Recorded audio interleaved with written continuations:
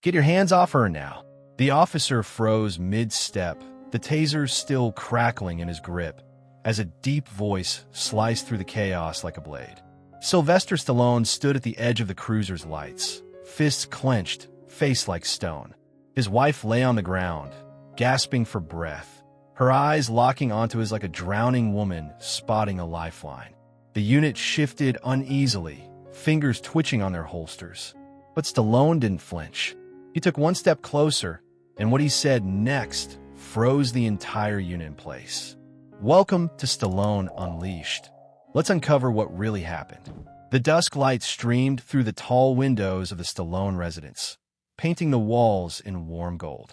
Inside, the halls were quiet save for the soft hum of the thermostat and the distant ticking of an antique clock. Sylvester sat at a polished mahogany desk, reviewing a script page by page, his brow furrowed in concentration. Beside him, his wife, nestled into the corner of a plush sofa, flipped through a magazine, the gentle rustle of pages mingling with the rustling leaves outside.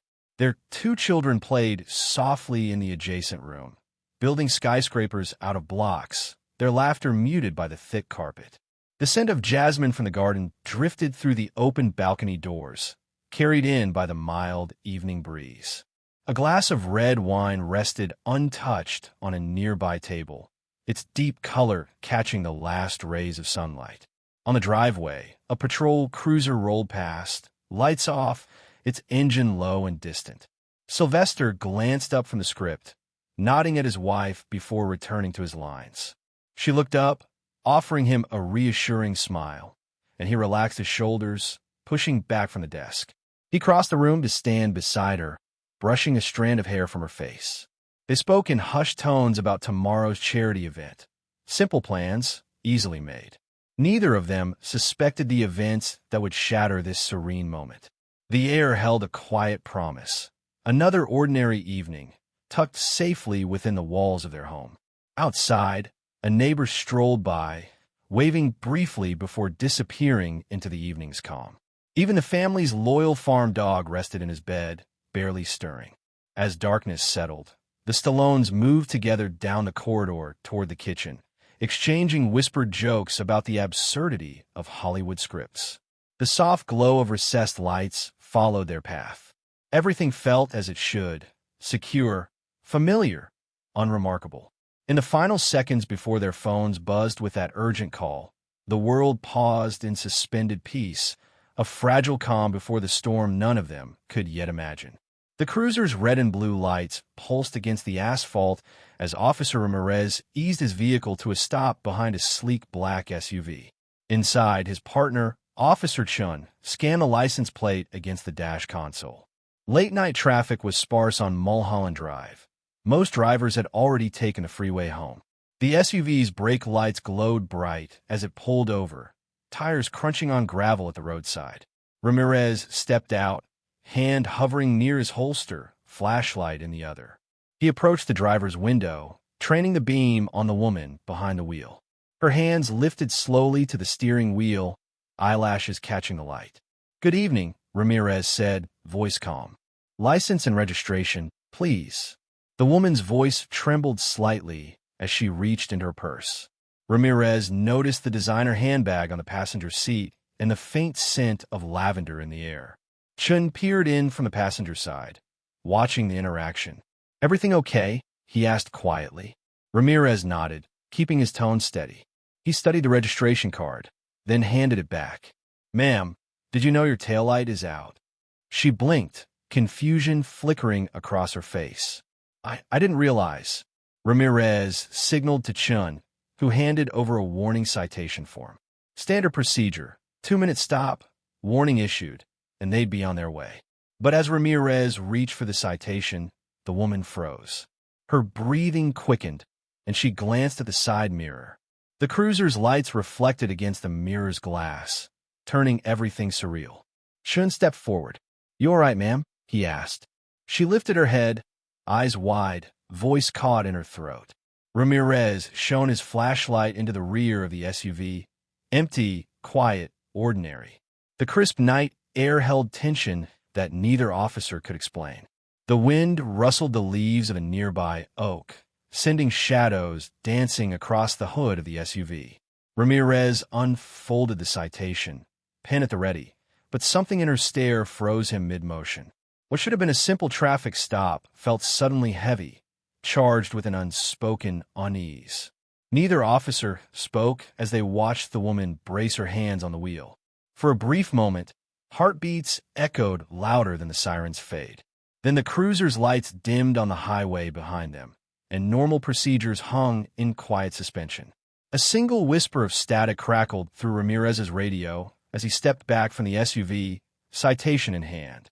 The street lamp overhead flickered, bathing the scene in uneven light. He glanced at Chun, whose jaw had tense lines. Neither spoke of the sudden chill crawling down their spines. Ramirez raised the flashlight again, sweeping its beam across the rear window. Inside, the back seat appeared vacant. Yet something moved, a flicker at the edge of his vision. He shifted stance, eyes narrowing. The woman's pulse pounded in her throat as she stared straight ahead, voice caught somewhere between sweat and fear. "Chun," Ramirez said softly, nodding toward the passenger side. Chun mirrored the gesture, stepping forward to peer through the tinted glass. In the reflection, the far curb looked empty, but in the corner of the SUV's rear glass, a shadow lurked. Indistinct, human-shaped, impossible. "Did you see that?" Chun murmured. Ramirez lowered the flashlight. The shadow vanished. He wasn't sure if his pulse quickened from adrenaline or uncertainty. The radio crackled again, a voice so faint it could have been the wind. "Priority, possible domestic. Over." Chen's eyes flicked to the registration. "Do you recognize the name?" he asked. The woman shook her head, fingertips white around the wheel. Her voice came out in a breathless rasp. I'm fine, really." Behind them, the dog in the yard began to bark, low and urgent, its silhouette visible through the open gate. The woman's eyes darted to the gate, then back. Ramirez's grip tightened on the citation. Every instinct told him this stop was more than a taillight warning. He looked over his shoulder at the darkened road, then back at the woman. "Ma'am, step out of the vehicle, please." Her eyes widened. Her foot slipped from the accelerator. Chun moved swiftly to the open passenger door, beacon light bobbing. The dog's barking rose in a crescendo, echoing off empty houses. Ramirez raised his radio. "Dispatch, we need backup. Possible threat, location as is." A distant siren responded, slow and wavering. In the wavering glow of the street lamp, the officers exchanged a look. The routine had vanished. In its place was something unseen, unfolding in the dark. The wail of distant sirens sliced through the thick night air, growing steadily louder as blue and red flashes swept across the pavement. Officer Ramirez pressed himself against the SUV's side, hand instinctively resting on his holstered pistol. The woman's breath hitched beside him, her knuckles white as she gripped the door frame. Chun peered down the empty road. "They're close," he said, voice taut. "Backup's almost here." Through the windshield, the woman's reflection trembled in the glass. She swallowed hard, voice barely audible. "Thank you," she whispered. "I." A sharp crack echoed from the nearby yard. The barking dog lunged at the fence, teeth bared, and for a moment, Officer Ramirez feared it had broken through. Instead, the wood panel snapped as something on the other side tested its strength. Chun grabbed his flashlight and swept the beam toward the fence. Nothing visible, only the dog's snarling silhouette. Behind them, the SUV's engine ticked as it cooled, the only mechanical sound apart from the approaching cruiser. A pair of headlights rounded the corner, stalling for a moment at the sight of the trio under the street lamp. Two patrol cars pulled in, doors swinging open as officers jumped out, weapons drawn but disciplined. Their steps crunched on loose gravel. Ramirez waved them forward. "We've got a situation, possible threat. Keep your eyes on the perimeter." Chun moved around to secure the SUV's rear, checking the back seat again. The woman slipped out fully, hands raised, trembling but compliant. "Miss, you'll be safe.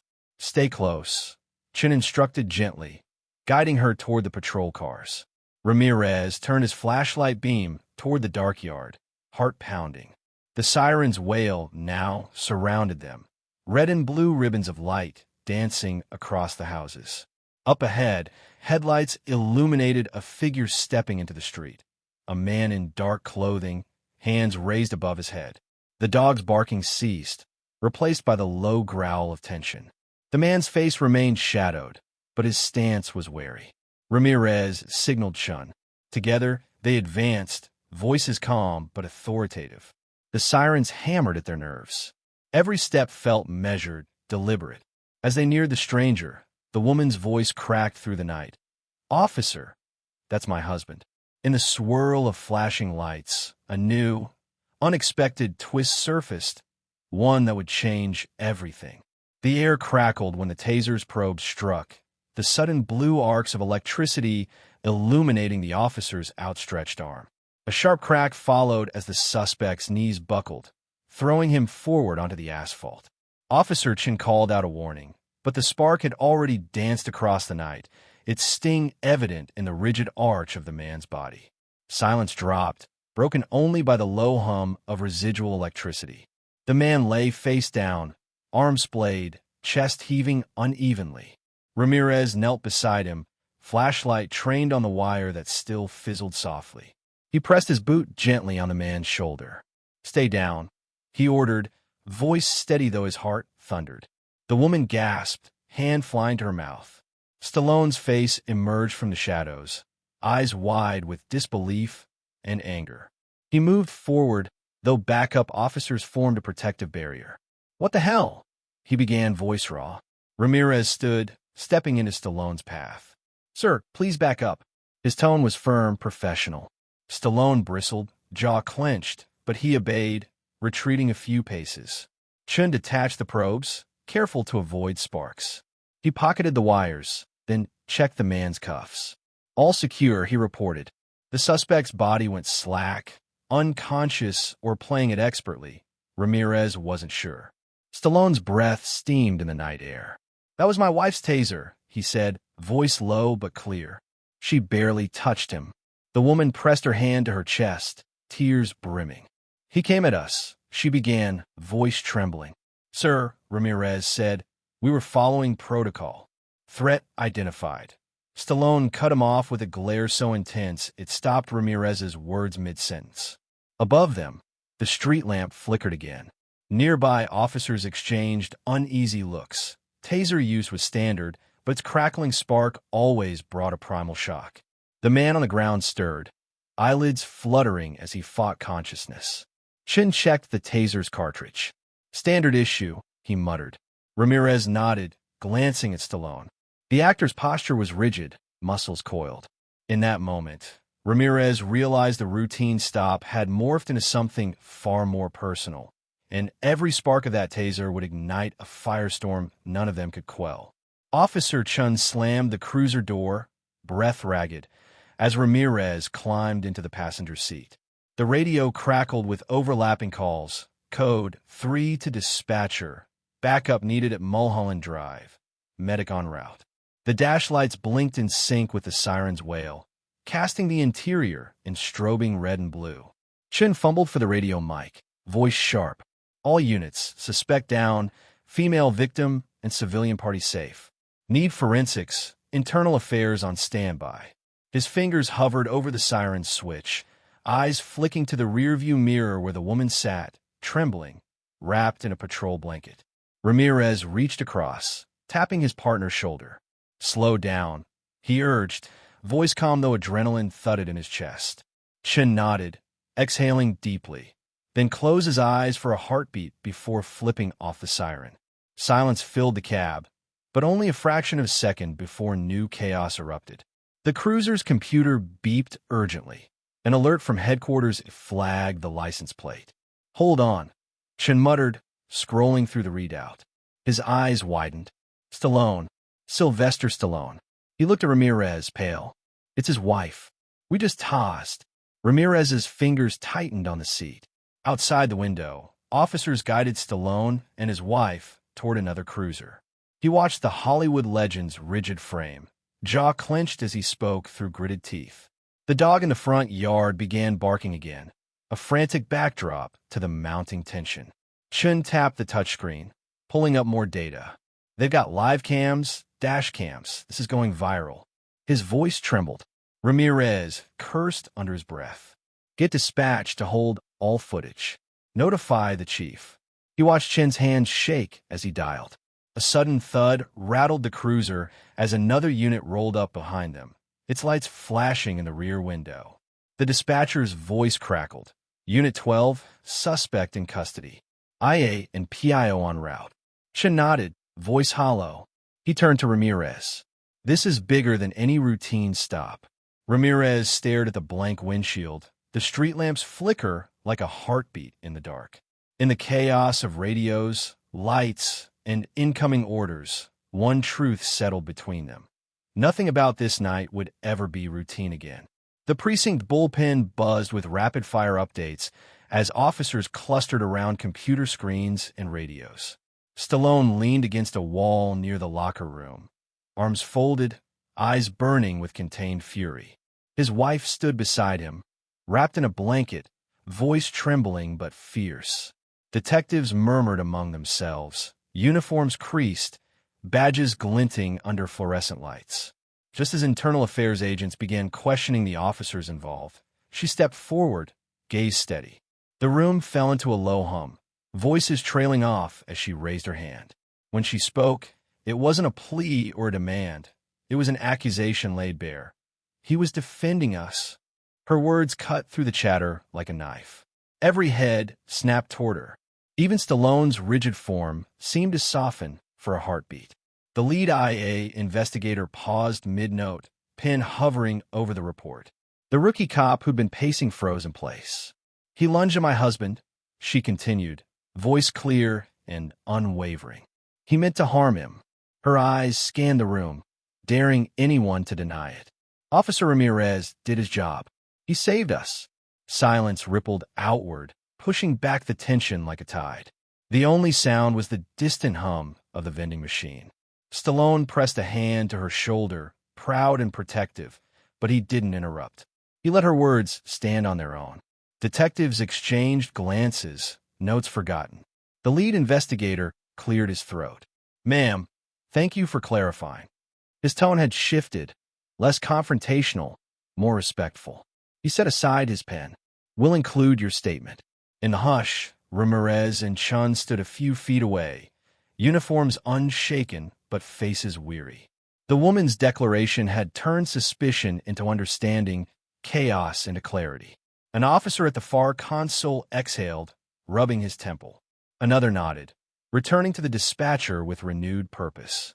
Stallone stepped forward then, voice low but firm. I appreciate your professionalism, he said, eyes meeting the lead investigators. I trust you'll handle this with the same integrity you showed tonight. The IA investigator inclined his head. The bullpen's atmosphere had transformed, no longer a scene of accusation, but one of recognition. Her shout had done more than silence them. It had redirected their focus from blame to truth. And in that instant, the unit found its bearing again. The ambulance bay's fluorescent lights flickered as Stallone's black SUV rolled up, engine idling in the cool, early morning air. Officers and medics paused, glancing toward the gate where he stepped out, tall and composed in a dark coat. His wife, wristband still on her arm, sat in the front passenger seat, pale but alert, flanked by two paramedics. Stallone moved with purposeful calm, crossing the wet pavement in long strides.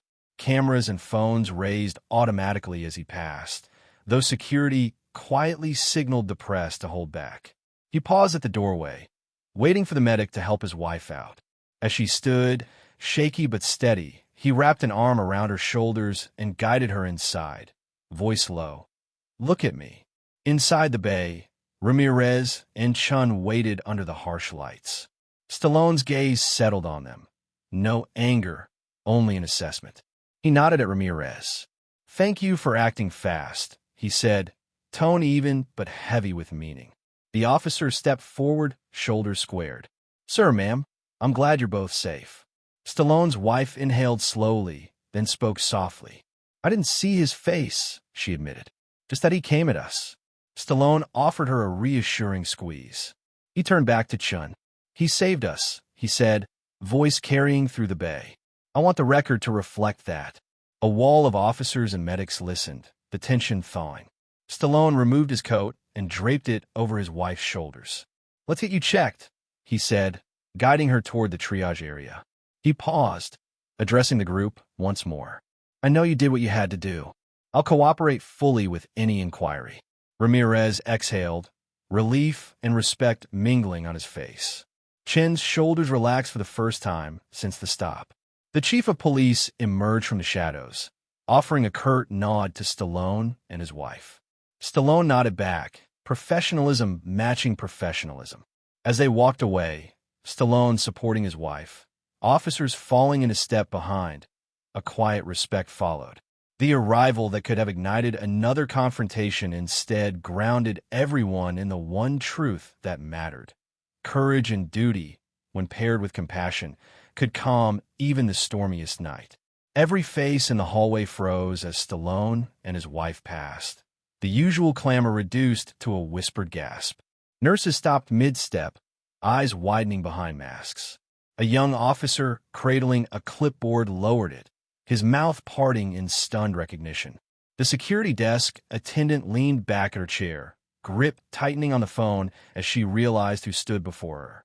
Even the janitor, pushing a mop bucket, skidded to a halt, eyes locking on Stallone's calm, measured stride. In that moment, Hollywood legend and everyday citizen shared the same corridor, and everyone felt it. Stallone's wife, head bowed slightly against the glow of overhead lights, kept close to her husband's side. She offered a small smile to the nurse who ushered her toward an examination room. The nurse's cheeks flushed, words caught her throat. Right this way, ma'am, she stammered, voice steadying only when Stallone nodded with quiet gratitude. Two uniformed officers in the corner exchanged looks, jaws tight. They'd trained for high-profile cases, but never imagined escorting a star this way. Ramirez stood nearby, badge still clipped to his vest, heart hammering. Chun hovered at the back, shoulders tense, as though bracing for judgment. Down the hall, doctors and physicians' assistants emerged, rounding the corner in scrubs and gloves. Footsteps faltered as they recognized who approached. A surgeon paused, gloved hand frozen midair, before snapping back to his side. Stallone offered a respectful nod. The surgeon cleared his throat and led the way. Even the administrative staff in glass-walled offices leaned forward, murmuring names behind closed doors. Phones peeked out from under desks as secret photos and quick texts fluttered across screens. He's here, with her officers. Through it all, Stallone walked steadily, protecting the space around his wife. No swagger, no cameras, just purpose. His presence turned each moment into a tableau.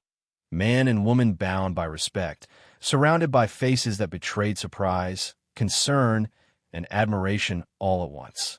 As they disappeared behind a frosted glass door, the hallway exhaled. Hearts resumed their normal rhythm, breaths released, and life's tempo quietly returned. But the imprint of that passage lingered, a reminder that in a world of scripts and spotlights, real fear and real courage meet in the most unexpected places. Several officers stood clustered just outside the emergency wing, shoulders squared, badges gleaming under the harsh LED lights. Their eyes tracked every movement down the corridor, tense and alert. They had seen Stallone a moment ago, seen the way his wife had trembled, the flicker of fear still beneath her composure, and now they waited, uncertain of what might come next. Ramirez lingered by the wall, back pressed against cool paint, gaze fixed on the closed doors behind which Stallone and his wife were being examined. His reflection shimmered in a nearby window pane, uniform dark, posture tight. Beside him, Chen's jaw clenched, arms folded, lips pressed into a thin line. Neither spoke, yet both felt the weight of every heartbeat echoing down the hall. An AIS investigator swept past, tablet in hand, eyes skimming notes.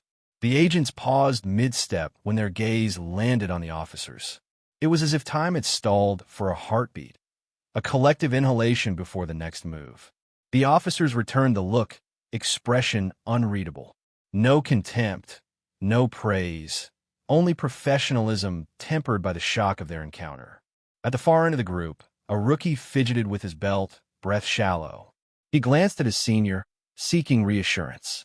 The veteran officer met his eyes, offered a slight nod, but the rookie's shoulders remained rigid. Around them, shadows shifted as a cleaning cart squeaked past, wheels squealing softly against the linoleum floor. The distant murmur of conversation drifted through the double doors, Stallone's voice, low and authoritative, assuring his wife. The officers listened, chest tightening as they recognized his tone, protective, unwavering. The unit's frozen stare held a mixture of respect and regret. They saw how a simple traffic stop had become a crucible of fear, courage, and consequence. After what felt like an eternity, the doors clicked open. Stallone emerged first, coat draped over his wife's shoulders. He paused, surveying the group with calm intensity. "Thank you," he said, voice resonant yet gentle. His presence seemed to thaw the lingering frost. One by one, the officers relaxed, a collective exhale releasing the tension that had gripped them. Ramirez straightened, stepping forward. Chin followed. In that shared moment, their frozen stare dissolved into acknowledgement. Bravery is measured not by notoriety, but by the quiet resolve to stand firm when it matters most. The press conference room fell silent as Stallone stepped to the podium, his wife seated beside him on the front row, wrapped in his coat. Cameras clicked, lights flashed, and a sea of microphones pointed their black foam mouths toward him. He cleared his throat, gaze steady, and the packed room sharpened into attentive stillness. "When I arrived," he began, voice low but carrying effortless authority, "I saw officers reacting to a threat against my family. I'm grateful for their prompt action." His words were measured, each syllable cutting through rumor and speculation like a blade. Reporters leaned forward, pens poised. He paused, eyes drifting to his wife. What happened was a reminder that safety isn't guaranteed. It's earned by vigilance and readiness to face danger. The room exhaled, absorbing the truth beneath his composed tone. His words landed cool and precise. No flourish, no hyperbole, just a frank assessment of a man who had seen firsthand how quickly normalcy can fracture. He glanced at Officer Ramirez, standing at the back in uniform. Officer Ramirez and his partner did what needed to be done. They didn't hesitate. The name lingered in the air, sharp as frost. A ripple of murmurs ran through the press. Stallone's gratitude was clear, but so was the unspoken expectation that their actions be honored, not questioned. He turned back to the microphones. "Let this incident stand for more than a headline. Let it remind us that courage often comes in quiet packages. No cinematic speech, no dramatic entrance, just decisive action when lives are at stake." His lips pressed into a thin line, conviction etched in his features. A reporter raised her hand. Stallone nodded in her direction. "Will there be legal action?" she asked. He exhaled, the word nearly lost in the hush. "Justice will follow its course," he replied, voice unwavering. "But tonight, I choose to recognize the bravery I witnessed." With that, he stepped away, leaving the room to process the echoes of his words. They rang like ice, clear, unyielding, unforgettable, setting the tone for every story that would follow. The next morning, the precinct felt altered, as though every corridor still hummed with the night's tension. News broadcasts ran the taser footage on repeat, voices debating protocol and public safety. Social media feeds flooded with clips of Stallone's calm commendation of the officers, his words like ice replaying in comments from fans and critics alike. Inside the station, Ramirez reviewed the internal report one more time. Each typed sentence echoed the events. The suspicious figure, the taser's spark, Stallone's arrival, and his unequivocal praise. The report's conclusion read like a mirror to the press conference, bravery validated. Ramirez exhaled, realizing how quickly the narrative had shifted from crisis to commendation. Officer Chin sat at his desk, scrolling through messages. Some praised their quick action. Others questioned the use of force. He paused on one direct message from a colleague. "Thank you for standing firm." He let the words settle, a reminder that support sometimes came quietly behind the scenes. In the break room, detectives gathered around a muted television. The anchors summarized the investigation. Internal Affairs would conduct a full review, but Stallone's statement carried weight. One detective sipped coffee, voice low. "Think they'll clear our officers?" Another shrugged. When Hollywood legend backs you up, public pressure shifts fast. Stallone's wife returned home to medical clearance, the exam showing only minor bruising. She sat on their front porch at dawn, the jasmine scent still lingering, and replayed the night in her mind. Fear had given way to relief, but the echo of the taser's spark lingered like a distant thunder. She traced her fingertip over the faint mark on her wrist where the blanket had shielded her. By mid-morning, a formal commendation letter was drafted, awaiting the chief's signature. A local newspaper headline read, "Stallone's praise silences doubt." In the lobby, colleagues paused to congratulate Ramirez and Chun. Their nods spoke volumes, recognition that would anchor them in future calls. Through it all, the precinct's heartbeat returned to its steady rhythm. Yet every officer knew the station would never feel quite the same. In the echo of that night's events, the spark, the shout, the legendary witness, the department found a renewed sense of purpose, to act decisively when ordinary moments turned extraordinary. News vans crowded the curb outside the precinct. Satellite dishes unfolded like mechanical flowers toward the sky. Reporters jockeyed for position, cameras swiveling to catch every uniformed officer emerging from the station. Microphones snapped on, microphones snapped off. Deadlines loomed as journalists scrambled to file the latest angle on Stallone's endorsement of the officer's actions. Inside, the public information officer's desk overflowed with press kits and talking points. Calls for national networks pinged the bullpen, each producer demanding an interview. "We need live footage now. Get us a quote." The PIO typed furiously, crafting statements that walked the tightrope between transparency and procedure. Every keystroke echoed with the weight of public opinion. On social media, hashtags flared. Hashtag Stallone supports cops. Hashtag justice in action. Hashtag taser debate. Opinion pieces exploded across news sites, dissecting Stallone's words like ice and the ethics of taser use. Some praised the actor for recognizing bravery. Others criticized the department for its protocol. Memes sprang up overnight. A still of Stallone's calm face dubbed "cool under fire," shared thousands of times within hours. Ramirez caught a glimpse of the frenzy through the squad room window. His reflection overlapped with the glare of a TV screen showing his own image, finger poised near the taser holster. He turned away, rubbing his temples. Chin hovered nearby, eyes fixed on his phone as push notifications chimed relentlessly. Each alert felt like a jolt, a reminder that this chapter of their lives was playing out for millions. Late afternoon, a well-known cable news anchor appeared live, standing beneath the precinct sign, delivering the story with dramatic flair. "In a world where headlines shift in seconds," she intoned, "one man's deliberate praise has altered the narrative." The words trailed off as the scene cut to a cell phone video of Stallone calmly thanking the officers. By evening, the PIO organized a controlled media tour of the station, guiding select reporters past evidence rooms and briefing areas. Questions were met with careful answers. Every phrase was vetted.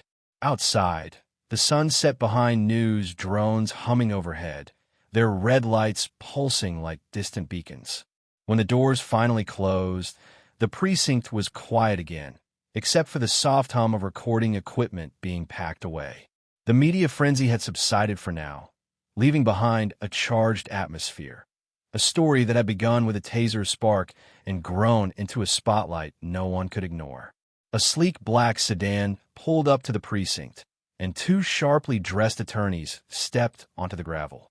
One carried a leather briefcase. The other's phone buzzed nonstop with incoming calls. They were here on behalf of the man who'd been tossed, a pending lawsuit already in motion. Inside a glass-encased conference room, Stallone sat at one end of the polished table, flanked by a civil counsel. Opposite them, the city's legal team and the department's attorney exchanged guarded glances. Ramirez and Chan waited just outside the door, called in as witnesses. Their uniforms pressed and ties straight, they bore the weight of every question to come. The department attorney cleared his throat. "We're here to discuss potential liabilities stemming from last night's incident." He slid a thick packet across the table. Statements, video evidence, medical reports. Stallone's lead lawyer nodded as he flipped through pages, eyes narrowing at details. The spark of the taser, the officer's deployment report, the timeline. Use of force must meet reasonableness under the circumstances, the city attorney said, voice precise. "We believe protocol was followed."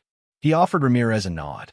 Ramirez met it with a measured glance, recalling the moment he'd identified the threat and deployed the taser in a single, practiced motion. The plaintiff's attorney leaned forward. "Our client suffered emotional distress. He was an unarmed civilian." He tapped the medical report showing a concussion diagnosis and a lingering wrist bruise. "We intend to hold the department accountable." His tone was firm, leaving no room for equivocation. Stallone spoke then, voice calm but unwavering. "I witnessed the threat. I support the officer's actions. They saved my wife and me." His words landed like a verdict, shifting the room's balance. The plaintiff's attorney paused, pen in midair. Stallone's counsel added, "Any legal remedy should reflect that context." Silence filled the room as everyone processed. The city attorney leaned back. "Given Mr. Stallone's statement, we propose mediation before any filing." The plaintiff's attorney considered it, thumb tapping. Finally, he nodded. "We'll review." As the lawyers packed their documents, Ramirez and Chen exhaled. Liability had been probed, terms floated, stakes clarified. In the negotiations that followed, Stallone's measured support and the officer's steadfast testimony became the guiding stars, ensuring that justice, tempered by truth, would chart the path forward. Even after the lawyers departed, Stallone remained in the conference room, seated at the head of the table. The late afternoon sun slanted through the blinds, striping the carpet with angled light and shadow. His wife sat beside him, head resting against his shoulder, still wrapped in the coat that had shielded her from the night's chill. He folded his hands on the polished surface, gazed steady on the papers that lay untouched before him. No entourage hovered. No cameras waited. Just the two of them, and the echo of everything they'd faced.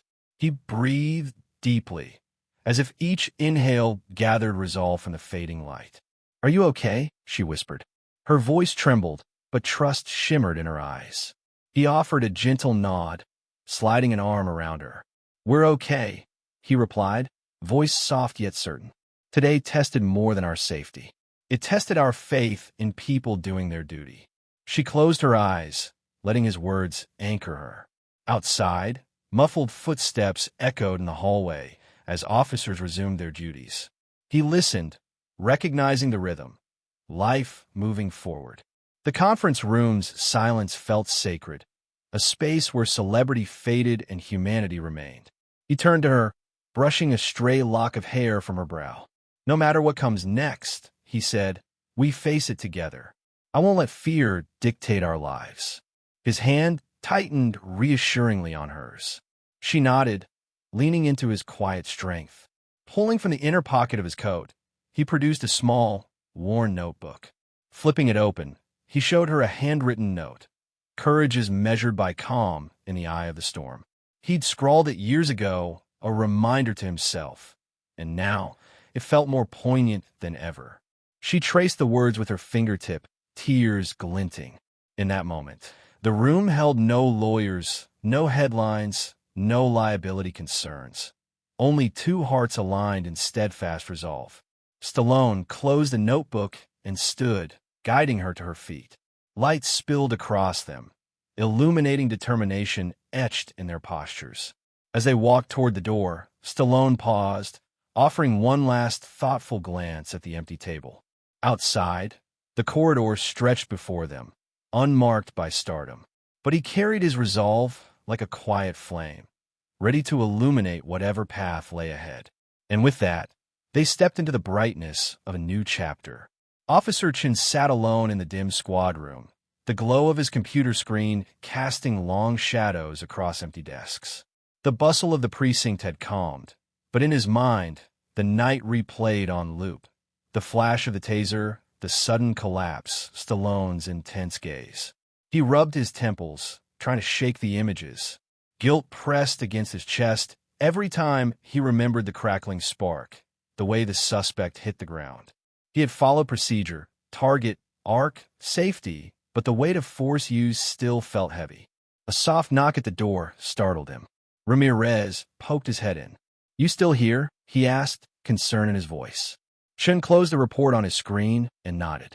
"Can't sleep," he admitted quietly. Ramirez stepped in, closing the door behind him. He pulled out a chair and, Saturday, the department called off the digital forensics sweep, he said. "Chief says we did what we had to." Chun stared at his hands. "I know," he whispered, but seeing her face, "I keep thinking, what if I've been faster or slower? What if I—" He trailed off, voice cracking. Ramirez leaned forward. "You trusted your training. You acted when you needed to." His tone was gentle but firm. He laid a hand on Chen's shoulder. "Guilt means you care, but don't let it consume you." Chen exhaled, eyes wet. "I just keep hearing her shout. He was defending us." He looked up, voice quivering. "She believed in me. And I tossed a man who might have been frightened, confused." Ramirez rubbed Chen's back. "He was an armed threat," he reminded him. "You identified danger and protected a family." Stallone said it himself. Still, Chen's shoulders remained hunched. He opened the report again, scrolling through the timeline. Approach, warning, deployment. The words felt sterile compared to the hum of electricity he'd felt pulsing through the wires. Ramirez rose. "Get some rest," he urged. "Tomorrow's another day, and you need to be ready." He paused at the door, then looked back. "We'll talk to IA together. You're not alone in this."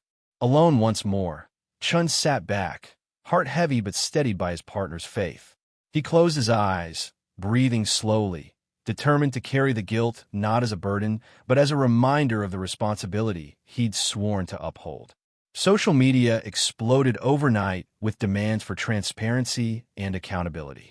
Hashtags like #ProtectOrPeril and #TaserTruth trended nationally, fueled by viral video clips and impassioned commentary. Protesters gathered outside the precinct courthouse at dawn, placards raised, "Use force with caution, lives over headlines." The air felt electric, a mix of righteous anger and genuine concern. Local news anchors hosted panel discussions that stretched into prime time. One anchor grilled a police analyst. Was that deployment excessive? Across town, a civil rights group released a statement calling for an independent review of taser protocols. Their press release quoted Stallone's own words, "bravery paired with compassion," arguing that compassion must guide every trigger pull. At City Hall, council members fielded constituent calls. "People are scared," one aide admitted, sorting through hundreds of emails. "They want assurance that similar stops won't end in, or distanced by, trauma." A public forum was scheduled for the following week, promising heated debate between community leaders, officers, and experts. Meanwhile, opinion columns dissected the narrative split. One side lauded the officers for swift action under threat. The other side mourned the suspect's ordeal and urged de-escalation training. Editorial cartoons portrayed a taser with angel wings on one page, devil's horns on the next, reflecting the national tug-of-war over law enforcement's tools. Inside the precinct, the mood was tense. Ramirez and Chun watched the headlines scroll across the breakroom TV, faces somber. Their colleagues whispered in corners, "Do we pull back on traffic stops now? Will the next call come with more hesitation?" Even the dispatchers felt the shift. Their calls took on an added gravity. In the community, neighbors debated at kitchen tables and coffee shops. A retired officer penned an open letter urging balanced perspective, acknowledging the risk officers face while advocating compassion-first tactics. His words rippled through local blogs, adding nuance to the fiery discourse. As the sun set on day 2 of the outcry, the city braced for the public forum. Tensions simmered, questions multiplied, and the lessons of that night awaited their trial in the court of communal opinion. The storm of voices promised no easy calm, only the pressing need for truth to cut through the roar. Late that evening, Stallone and his wife returned home to find the house bathed in a soft golden glow. The world outside still buzzed with debate, but inside their walls, silence prevailed. He led her to their favorite armchair by the window, where the city lights twinkled like distant stars.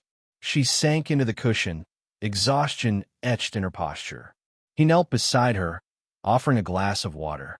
She accepted it with a grateful nod, voice hoarse. "I can't stop thinking about that man." He wrapped an arm around her shoulders. "He's scared, confused," he said gently, "just like you were." His words were a balm, steady and warm. She pressed her head against his side, eyes closing. They spoke without urgency, sharing the night's fragments. Her fear, his resolve, the officer's swift response. Outside, the jasmine breeze drifted through their open balcony door, carrying the muted hum of distant traffic. It felt like the world's pulse, reminding them life went on. Stallone rose and moved to the bookshelf, selecting a well-worn journal. He handed it to her. On its cover, in faded ink, read a simple promise. "Here, all is safe." She traced the words, tears pooling. Inside, she found scribbled entries, notes of gratitude, lines of encouragement, memories they'd penned over the years. He guided her to a fresh page and handed her a pen. "Write it down," he urged. "Your truth." She paused, then wrote, "Courage isn't absence of fear, but holding steadfast in its presence." He smiled softly, closing the journal and placing it back on the shelf. "Exactly." He settled beside her, pulling her close. Together they watched the city's glow, a comforting blanket against the night's turmoil. For a long moment, neither spoke. Then she lifted her head, meeting his gaze. "Thank you for being my anchor," she whispered. He brushed a fingertip across her cheek. "And you're mine." In that private sanctuary, they found solace not in words shouted to crowds, but in the quiet exchange between two hearts. Beyond headlines, lawsuits, and public opinion, it was this simple embrace, this shared breath, that healed the wound left by a single spark of fear. Stallone gathered his family at dawn in the garden, dew clinging to rose petals as soft light spilled across the lawn. His two children sat cross-legged on a blanket, eyes curious but guarded. His wife joined him, hand in his, the strength of their bond evident in their mirrored posture. He knelt before them, voice gentle yet resolute. "Last night reminded us how quickly moments change," he began, "but it also showed us what it means to stand together." His daughter reached out, tucking a strand of hair behind his ear, and his son leaned forward, elbows on his knees. He continued, "Your mother and I were safe because good people did their job without hesitation. We must honor that courage, but also remember compassion." He looked to his wife, who nodded, eyes shining with pride. His daughter spoke first. "Are the officers okay?" Her concern was innocent, piercing. Stallone ruffled her hair. "They are," he assured her. "You honor them when you thank them." His son frowned. "What about the man they tossed? Was he hurt?" The question hung heavy in the morning air. Stallone exchanged a glance with his wife before answering. "He was frightened and hurt, yes. But he's going to be all right, too. We all face fear." He rose, gathering them into a group embrace. "Our stand," he said, voice unwavering, "is to support those who protect us while never forgetting those who find themselves in the wrong place at the wrong time." He spread his arms, encompassing the garden's calm. "We choose empathy, gratitude, and unity." They stood together, a family united in purpose. His wife leaned into him, and the children snuggled close, absorbing the lesson of balanced conviction and kindness. As the sun climbed higher, they released their embrace, faces lit by hope. Stallone placed a hand on his wife's shoulder. "Today, we share our stand with others," he said softly. "Lead by example." With that, the Stallone family dispersed, children heading inside for breakfast, his wife tending the roses, and Stallone gazing toward the horizon, determined to carry their stand beyond their home's boundaries. In that moment, their united front became more than a private vow. It became a beacon for all who witnessed their quiet strength. The conference room's long table gleamed under fluorescent lights as internal affairs investigators took their seats. Ramirez and Chun entered together, badges clipped to their belts, hands at their sides. They had reviewed their statements one last time, but nothing could fully prepare them for the scrutiny ahead. The lead investigator flashed his ID and motioned them to sit. Ramirez chose the chair closest to the door. Chun settled beside him. A third officer, less familiar, observed from the corner, pen poised over a notepad. The air felt measured, each breath accounted for. Officer Ramirez, the lead investigator, began, voice steady. Please describe your actions from the moment you identified the threat. Ramirez inhaled, recalling the flash of the SUV's mirror, the suspect's sudden lunge. He spoke clearly, detailing the approach, the warning, the decision to deploy the taser. His partner's steps, the angle of the spark, the suspect's collapse. Every detail flowed as if rehearsed. The investigator nodded, pen moving. Officer Chun, he turned. Your account. Chin's voice wavered only once, when he described the woman's shout and the crackle of electricity before regaining composure. He emphasized their training, their split-second judgment, and the reasonableness of force used. Follow-up questions probed deeper. Was de-escalation attempted? How many cycles of the taser were deployed? Did any other less lethal options exist? Ramirez and Chun answered without hesitation, citing department policy and their own certification records. After 20 minutes, the investigator set down his pen. Thank you. We'll review your statements against video evidence and medical reports. We expect to conclude within 72 hours. He rose, signaling the end. Ramirez and Chun stood, nodding in acknowledgement, then exited the room in tandem. Outside, their breaths released in unison. The corridor's hum felt lighter than the room's hush. Chun ran a hand through his hair. That felt thorough.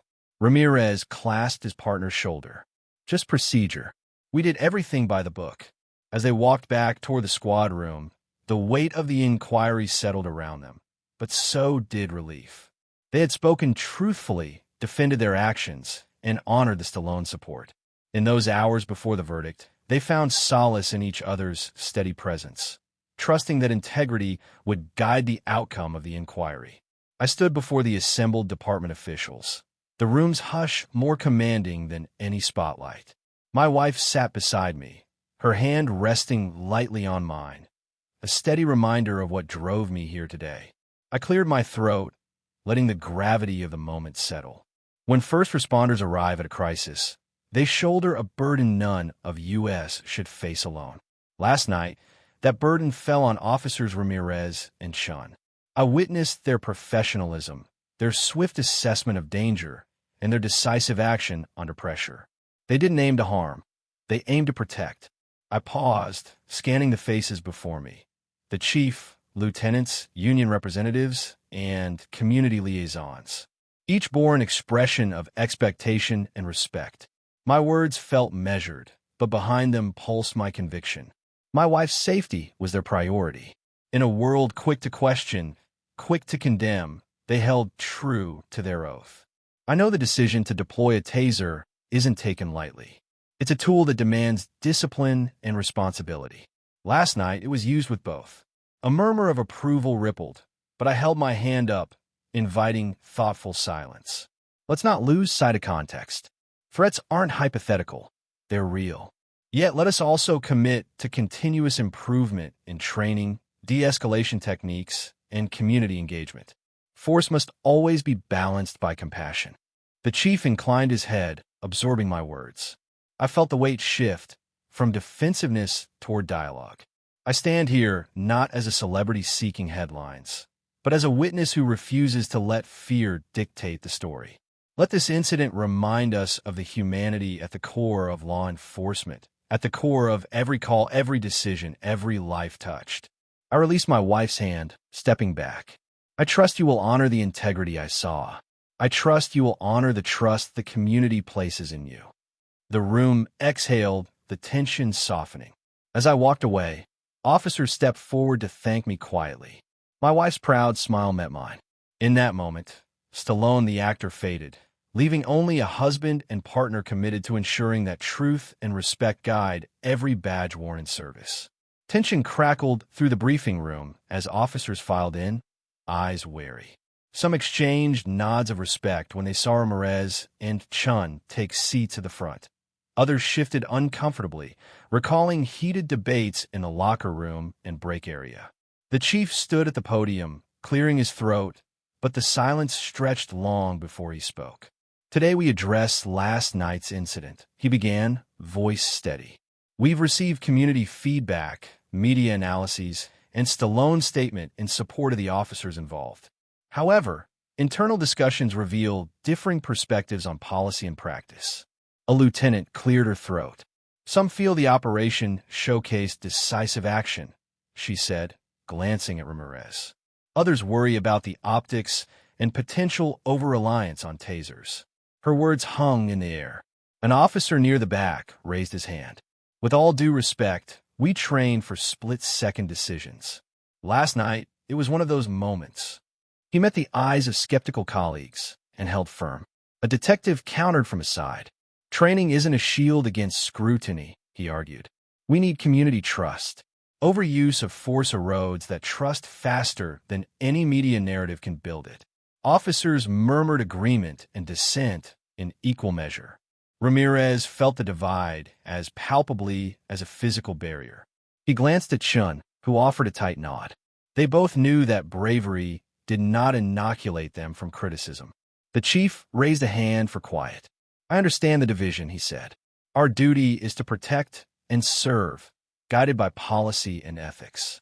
We must balance officer safety with community confidence. He paused, letting the gravity sink in. A sergeant stepped forward. Can we form a review committee? He suggested. Include officers from patrol, detectives, and community liaisons. Let's draft recommendations on taser use, de-escalation, and public communication. Voices rippled in approval. The lieutenant nodded. A collaborative report could bridge our perspectives and restore unity. The chief surveyed the room, seeing shoulders relax, cautious hope flickering. As the session concluded, officers departed in small groups, some still deep in discussion, others offering respectful nods to Ramirez and Chun. The unit remained divided, but the proposal for a joint review committee offered a path toward consensus. In the unsettled space between duty and public perception, they took their first collective step toward healing and cohesion. A crowd gathered outside the city courthouse, placards raised high and voices unified in a single chant, "Justice now." Community leaders, activists, and concerned citizens formed a sea of determination on the steps. The morning air carried the echo of drums and megaphones, each beat a reminder that accountability was non-negotiable. Inside the marble halls, Judge Morales presided over the preliminary hearing for the lawsuit filed by the tossed man. Attorneys, journalists, and public observers filled the benches. In the gallery, Stallone sat with his wife and children, offering silent support. Across the aisle, the plaintiff watched intently, flanked by his legal team and fellow advocates demanding stricter use of force policies. The courtroom doors opened, and Ramirez and Chun entered, stoic beneath the weight of dozens of eyes. Each step resonated in the hush as they took the stand. The plaintiff's attorney rose first, voice firm. "Officer Chun, do you believe the force used was proportionate to the threat?" Chun steadied himself. "Yes," he replied, "based on the circumstances I witnessed." A murmur ran through the gallery. The plaintiff's attorney pressed on. "Could you have de-escalated further before deploying the taser?" Chun met the question head-on. "We followed training protocols. Warnings were given. Threat remained immediate." Overhead, the courtroom clock ticked deliberately. The judge observed the exchange with measured attention. Stallone's statement, entered into evidence, stood as a bulwark of support for the officers. Yet the plaintiff's representatives called expert witnesses on less lethal alternatives and community trust. Outside, the demonstrators' chorus swelled as each witness took the stand. "We demand justice," they roared, their passion seeping through courthouse windows. City council members watched from the curb, noting the intensity of public sentiment. As the hearing adjourned, the plaintiff's attorney addressed reporters. "This isn't just about one taser. It's about policies that govern every encounter. We seek reform, better training, transparent oversight, accountability for any misuse."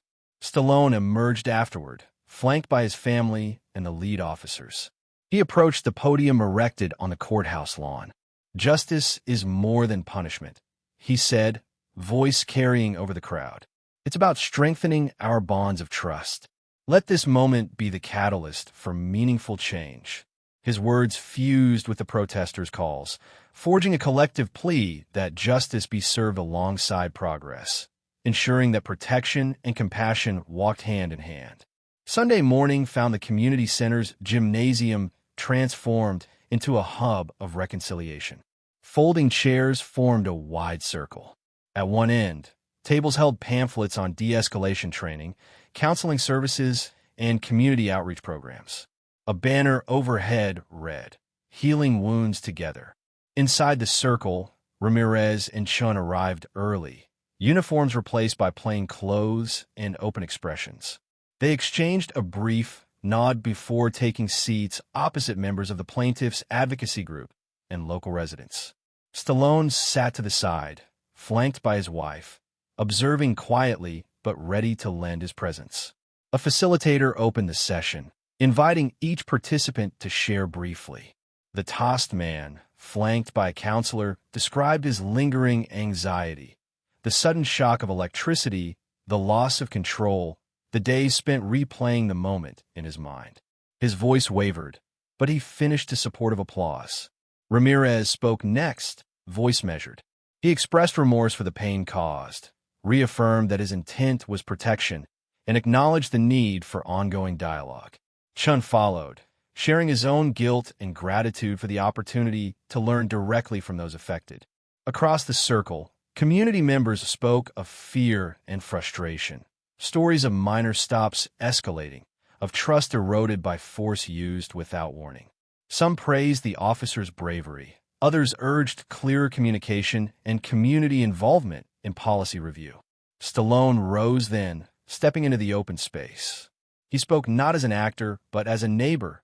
"Tonight, we bridge the gap between authority and the public it serves. True healing happens when we listen without judgment and commit to change together." His words set a tone of shared responsibility. Following his lead, the group brainstormed concrete steps, joint ride-alongs with community representatives, public taser demonstrations showing proper use, annual forums for feedback, and optional counseling for officers after critical incidents. By evening's end, the circle had drafted a memorandum of understanding outlining commitments from both the department and community groups. Hands joined in unity, faces softened by understanding. As the session closed, the tossed man approached Ramirez. They shook hands, a gesture heavy with significance. Outside, Stallone guided his family through the gym's doors into the cool night air, hopeful that this first step toward healing would ripple outward, mending wounds and forging a foundation of trust for all who walk these streets. Morning light filtered through the station's windows as Ramirez and Chun gathered their gear for roll call. Their badges gleamed, but something had shifted over the past days, an awareness that true strength extended beyond authority. They stepped into the briefing room, finding officers seated in tight rows. The chief stood at the front, his posture relaxed but resolute. "We've learned a lot," he began, "about force, about fear, and about the power of unity." His gaze swept the room. "Today, let's carry those lessons forward." Ramirez exchanged a glance with Chun, both feeling the weight and promise in the chief's words. The officers listened as he outlined new initiatives, regular community ride-alongs, transparent debriefings after critical incidents, and wellness support for every member of the force. Each policy aimed to reinforce that honor came not just from enforcing laws, but from serving people. After roll call, Ramirez and Chun walked outside toward their patrol cars. The streets bustled with life, neighbors waving as they passed, children playing on sidewalks, local businesses opening their doors. The precinct's renewed connection with the community was visible in warm greetings and nods of respect. Chin tapped Ramirez's shoulder. "Feels different, doesn't it?" he said, voice lighter than it had been in weeks. Ramirez nodded, taking in the morning's promise. "It does," he agreed. "I think we're stronger because of what we've faced." They climbed into their cruiser, sliding into seats marked by familiar creaks. As they backed out of the bay, the radio crackled with routine dispatches, calls for assistance, traffic updates, neighborly reports. They answered each with calm confidence, mindful of the balance between vigilance and compassion. Before heading down the street, Ramirez glanced at Chun. "Ready?" he asked. "Always," Chun replied, starting the engine. Their lights merged with the daily rhythm of the city, a patrol car among many, yet carrying a deeper purpose. They drove on, badges shining in the sun, embodying a strength that transcended uniform and weapon. The strength of empathy, integrity, and unwavering commitment to protect every life they encountered.